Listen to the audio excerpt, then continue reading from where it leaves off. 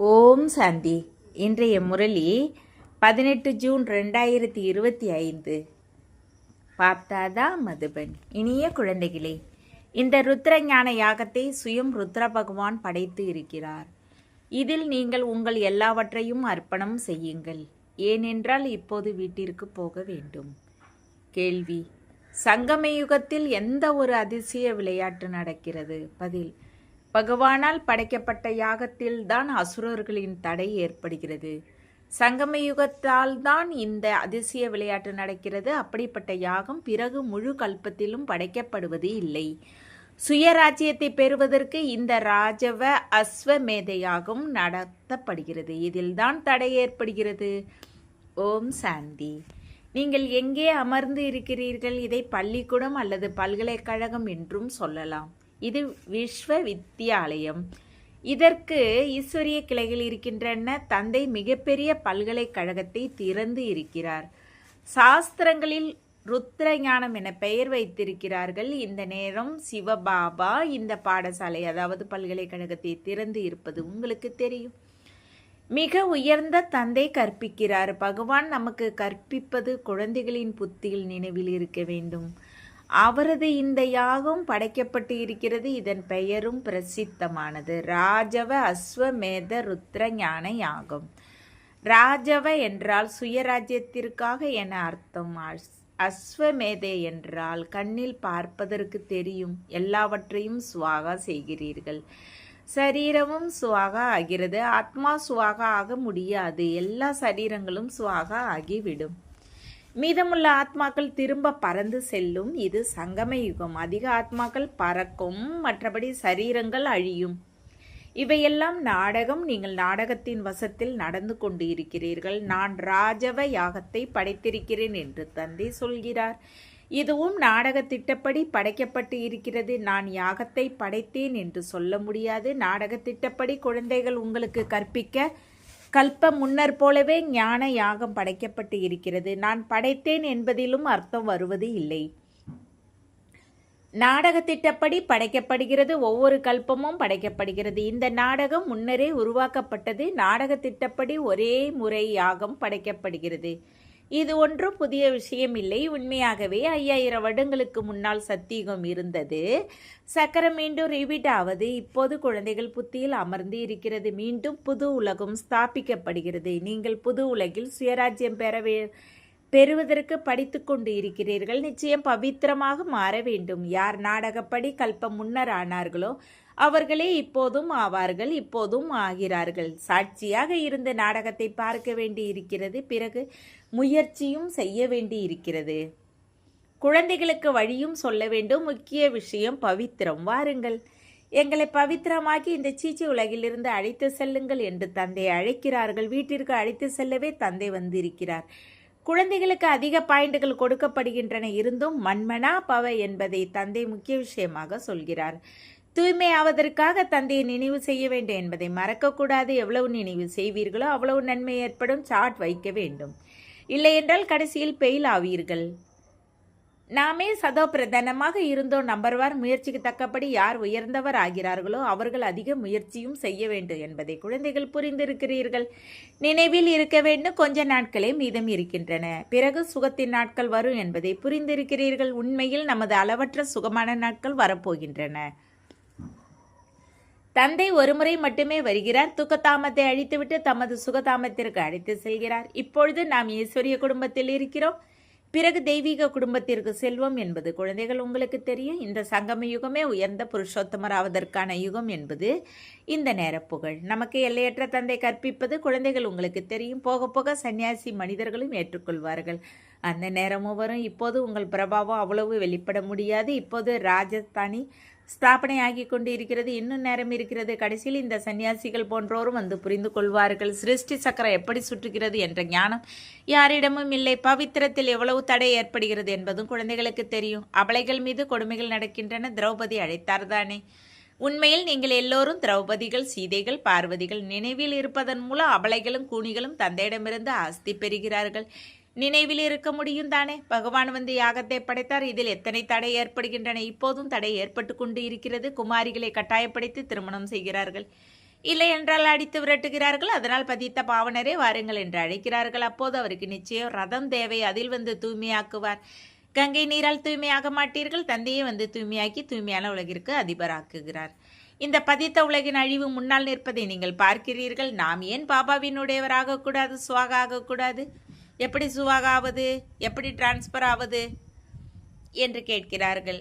குழந்தைகளே, நீங்கள் இந்த பிரம்ம பாபாவை பார்க்கிறீர்கள் தானே? இவர்தான் செய்து கற்பிக்கிறார். நான் எப்படி செய்கின்றனோ அதை பார்த்து பிறர் செய்வார்கள். தந்தை இவரை செய்ய வைத்தார் தானே? எல்லாவற்றையும் யாகத்தில் சுவாகா செய்தார். சுவாகா ஆவதில் எந்த கடினமும் இல்லை. இவர் பெரிய செல்வந்தரும் இல்லை, அழியும் இல்லை. சாதாரணமாக இருந்தார். யாகத்தை படைத்தால் உணவு, தண்ணீர் போன்ற எல்லா பொருட்களும் தேவை. இது ஈஸ்வரிய யாகம். ஈசன் வந்து ஞான யாகத்தை படைத்தார், உங்களுக்கு கற்பிக்கிறார். இந்த யாகத்தின் புகழ் மிகப்பெரியது. ஈஸ்வரிய யாகத்தில் இருந்தே உங்கள் சரீர நிர்வாகம் நடக்கிறது. அதில் தம்மை அர்ப்பணித்தவராக உணர்கிறீர்கள். நாம் ட்ரஸ்டி, இவை எல்லாம் ஈசனுடையவை. நாம் சிவபாபாவின் யாகத்தில் இருந்து உணவு சாப்பிடுவது புரிந்து கொள்ளும் விஷயம். இங்கே எல்லோரும் வந்து உட்கார தேவையில்லை. எப்படி எல்லாவற்றையும் சுவாகா செய்தார் என இவரது மாதிரியை பார்த்தீர்கள். இவர் எப்படி கர்மம் செய்தாரோ அதை பார்த்து பிறரும் வந்தார்கள் என்று தந்தை சொல்கிறார். பலர் சுவாக ஆனார்கள். யார் யார் ஆனார்களோ அவர்கள் தமது ஆஸ்தியை பெறுகிறார்கள். ஆத்மா சென்றுவிடும், மற்றபடி சரீரம் எல்லாம் அழிந்துவிடும் என்பது புத்தியில் புரிந்து கொள்ளப்படுகிறது. இது எல்லையற்ற யாகம். இதில் எல்லாம் சுவாக ஆகும். புத்தியால் சுவாகம் செய்து மோகமற்றவராவது எப்படி என்பது குழந்தைகள் உங்களுக்கு புரிய வைக்கப்படுகிறது. இந்த எல்லா பொருட்களும் எரிந்து சாம்பலாக வேண்டும் என்பதும் தெரியும். எவ்வளவு பெரிய யாகம் அங்கே, பிறகு எந்த யாகமும் வளர்க்கப்படாது, எந்த உபத்திரமும் ஏற்படாது. இங்கிருக்கும் பக்தி மார்க்க யாகங்கள் எல்லாம் முடிந்துவிடும். ஞானக்கடல் ஒரு பகவான் மட்டுமே. அவரே மனித படைப்பின் விதை ரூபமாக சத்தியமாக சைத்தன்யமாக இருக்கிறார். சரீரம் ஜடம், ஆத்மாவே சைத்தன்யம். அவர் ஞானக்கடல். குழந்தைகள், உங்களுக்கு ஞானக்கடல் அமர்ந்து பாடம் கற்பிக்கிறார். அவர்கள் சும்மா பாடிக்கொண்டு இருக்கிறார்கள். தந்தை உங்களுக்கு எல்லா ஞானத்தையும் சொல்லிக்கொண்டு இருக்கிறார்.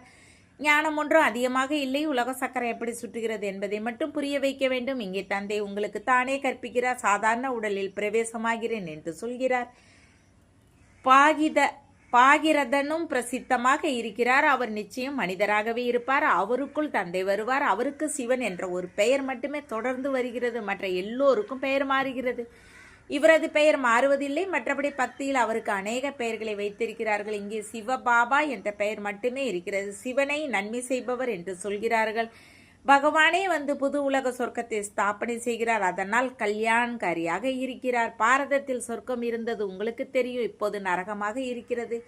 பிறகு நிச்சயம் சொர்க்கமாகும். இது புருஷோத்தம சங்கமயுகம் என்று சொல்லப்படுகிறது. இந்த நேரம் தந்தை படகோட்டியாக உங்களை இந்த கரையிலிருந்து அந்த கரைக்கு அழைத்து செல்கிறார். இது பழைய துக்கமான உலகம். பிறகு நாடகப்படி நிச்சயம் புதிய உலகமாக மாறும். அதற்காக நீங்கள் இப்போது முயற்சி செய்கிறீர்கள். தந்தையின் நினைவு அடிக்கடி மறந்து விடுகிறது. இதில் தான் முயற்சி இருக்கிறது. மற்றபடி நீங்கள் என்ன விகர்மம் செய்திருக்கிறீர்களோ அதற்கு தண்டனையை நோய் வடிவில் அனுபவித்தே தீர வேண்டும். கர்மச்சுமையை, நோயை கடைசி வரை அனுபவித்தே ஆக வேண்டும். அதற்கு மன்னிப்பு எதுவும் கிடைக்காது. பாபா மன்னித்து விடுங்கள் என்று சொல்லவும் முடியாது. அப்படி எதுவும் நடக்காது. நாடகப்படி எல்லாம் நடக்கும். மன்னிப்பு எதுவும் கிடைப்பதே இல்லை. கணக்கு வழக்கை தீர்த்தே ஆக வேண்டும். தமோ பிரதானத்திலிருந்து சதோ பிரதானம் ஆக வேண்டும். அதற்காக ஸ்ரீமத்தும் கிடைக்கிறது. சிவபாபாவின் ஸ்ரீமத்துப்படி நீங்கள் ஸ்ரீயாகிறீர்கள். மிக உயர்ந்த தந்தை உங்களை உயர்ந்தவராக்குகிறார். நீங்கள் இப்பொழுது ஆகிக் கொண்டு இருக்கிறீர்கள். தந்தை ஒவ்வொரு கல்பமும் வந்து நமக்கு கற்பிப்பது இப்போது உங்கள் நினைவிற்கு வந்திருக்கிறது. அரை கல்பம் அதற்கு பலன் கிடைக்கிறது. சிருஷ்டி சக்கரம் எப்படி சுற்றுகிறது என்ற ஞானத்திற்கு அங்கு அவசியம் இருக்காது.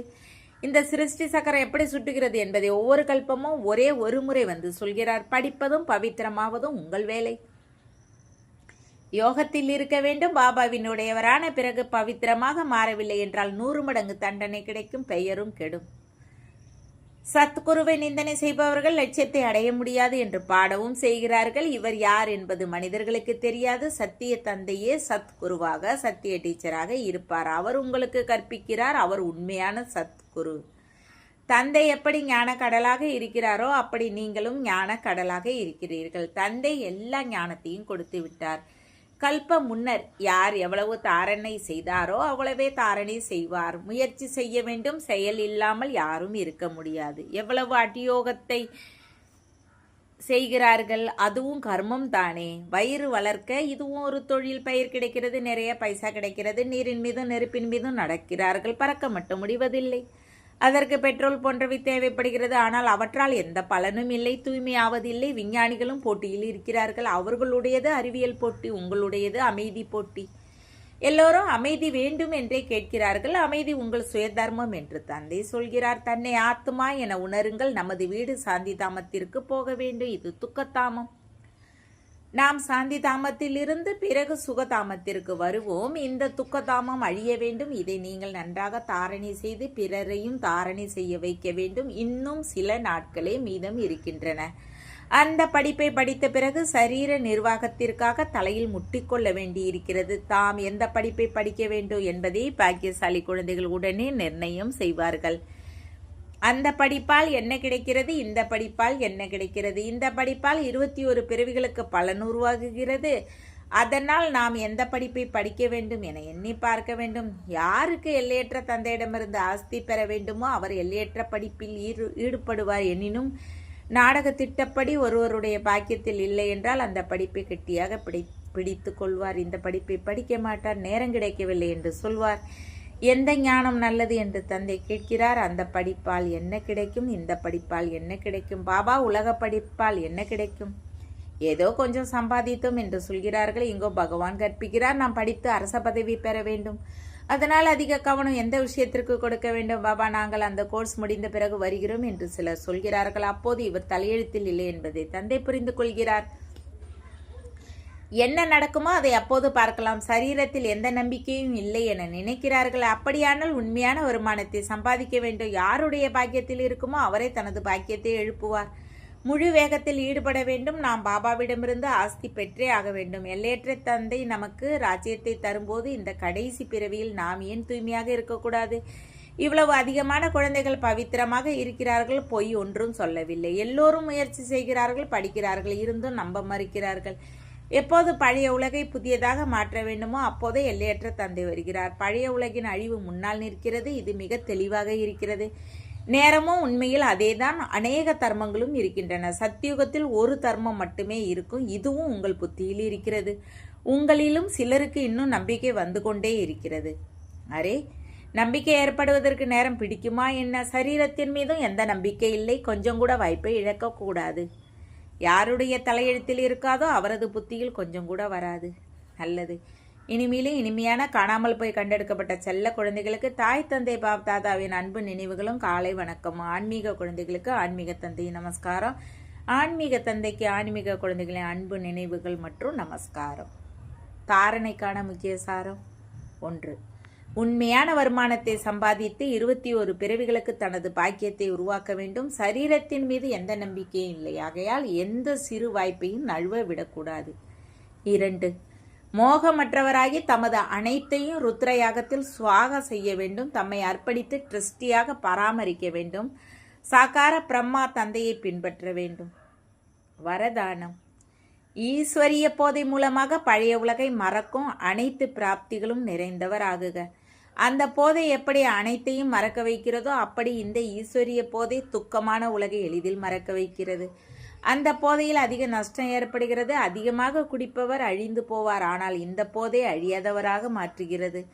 யார் ஈஸ்வரிய போதையில் சதா மூழ்கி இருப்பாரோ அவர் அனைத்து பிராப்திகளும் நிறைந்து இருப்பார். ஒரு தந்தையை தவிர வேற யாரும் இல்லை என்ற நினைவு போதையை ஏற்றுகிறது. இந்த நினைவால் சக்தி வருகிறது. ஸ்லோகன். ஒருவர் பிறரை காப்பி அடிப்பதற்கு பதிலாக தந்தையை காப்பி அடியுங்கள். அவ்யக்த செய்கை. ஆன்மீக ஸ்திதியில் இருக்கும் பயிற்சி செய்யுங்கள். அகநோக்கில் இருங்கள். அகநோக்கில் இருப்பவரே ஒவ்வொரு ஞான ரத்தினத்தின் ஆழத்திற்கு போக முடியும். ஞானத்தின் ஒவ்வொரு பாயிண்டின் ரகசியம் என்ன, எந்த நேரம் எந்த விதியில் அதை காரியத்தில் அல்லது சேவையில் பயன்படுத்துவது என்ற வகையில் அதை பற்றி சிந்தனை செய்து அந்த ரகசியத்தின் ரசத்துக்குள் செல்லுங்கள். அப்போது போதையை அனுபவம் செய்ய முடியும். ஓம் சாந்தி.